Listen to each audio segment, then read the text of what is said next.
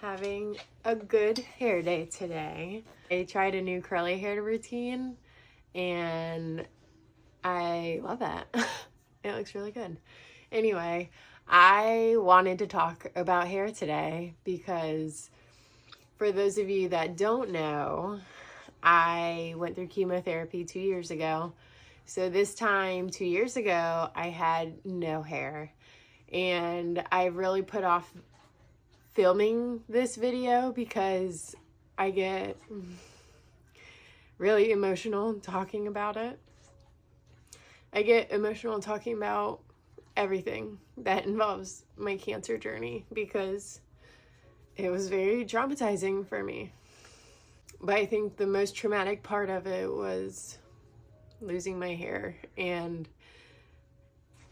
prior to doing treatment and getting my diagnosis, I had really beautiful, long, luscious hair.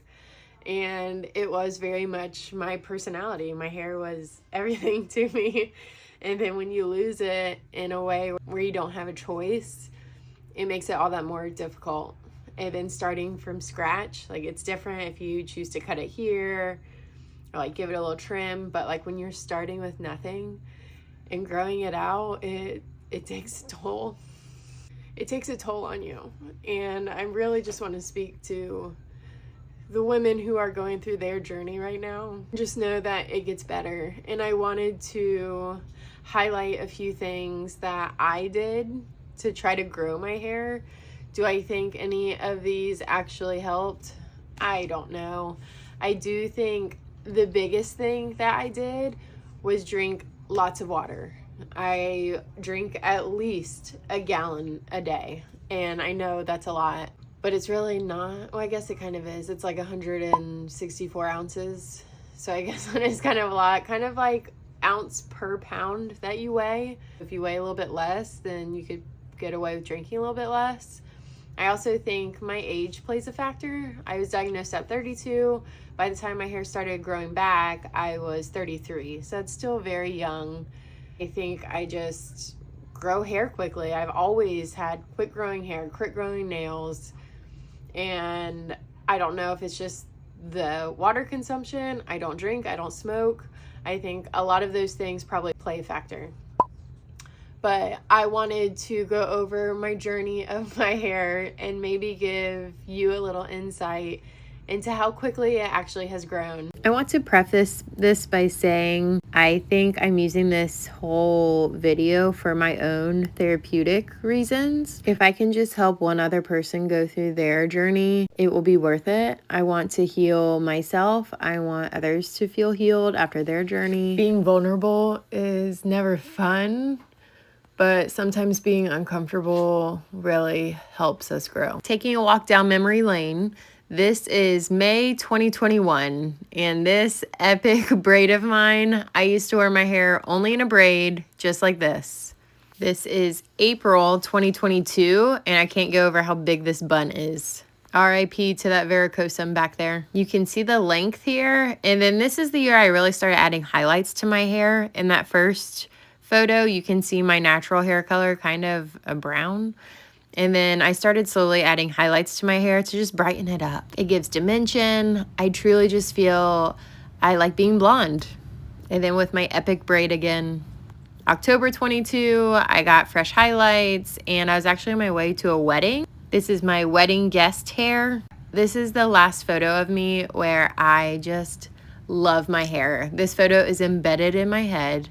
And once my hair reaches this level, I think I'll be complete again. This is also the trip where I realized something was off within me because I could not stay awake. I was in South Carolina for my cousin's wedding, and the drive there took me so long because I kept having to sleep.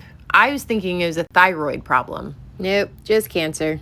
All of those other photos, I would blow dry my hair and then just use a wand on it.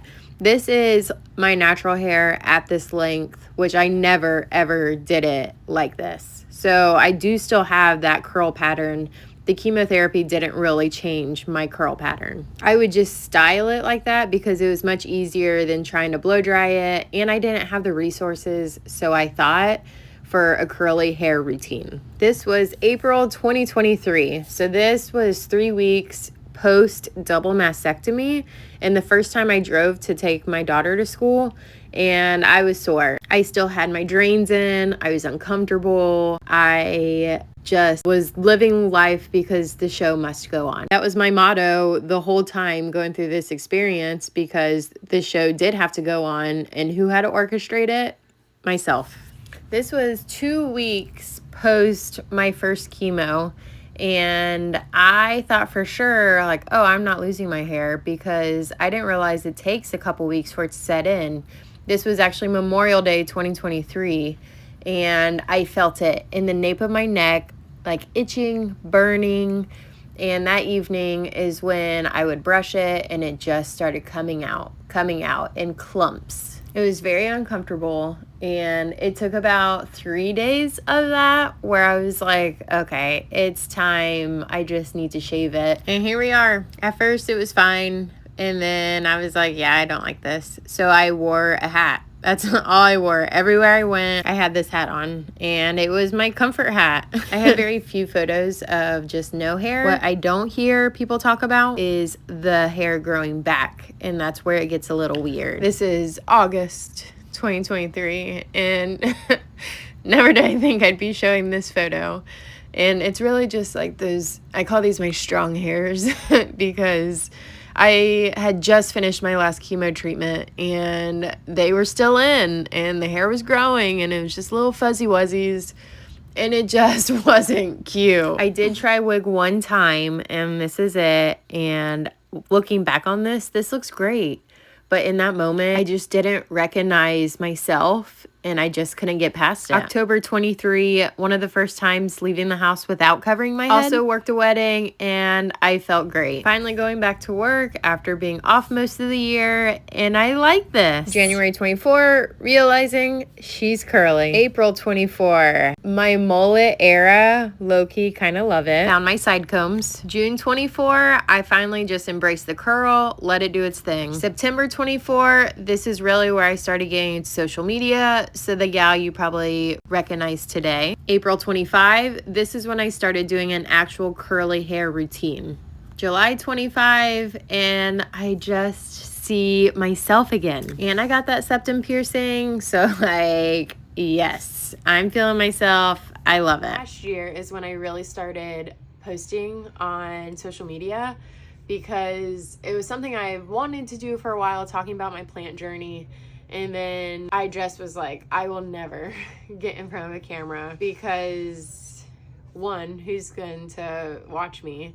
Two, who even cares about plants like I do? And it's very intimidating. But since having cancer, I'm kind of on this new what can't I do journey. And here we are.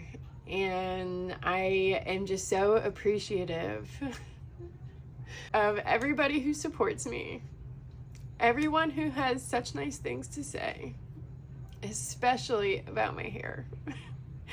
And to you, you're just saying like, oh, I love your hair's so cute. But to me, it's like, I look in the mirror and now I feel like me again. I see the woman who I have been all my life with the hair, the beautiful hair, and I haven't seen her for a while. So all those kind words really mean a lot to me. So thank you for those. I don't know exactly where else I want to go with this video. I just want to thank everybody for being here. And I know quite a few people have reached out to me via Messenger to talk about their journey with plants and cancer and lots of things. And I just can't help but love the community we've grown together. And I just can't wait to see what the future holds. So thank you so much for being here. Thank you for your love. Thank you for everything. I'll see y'all soon.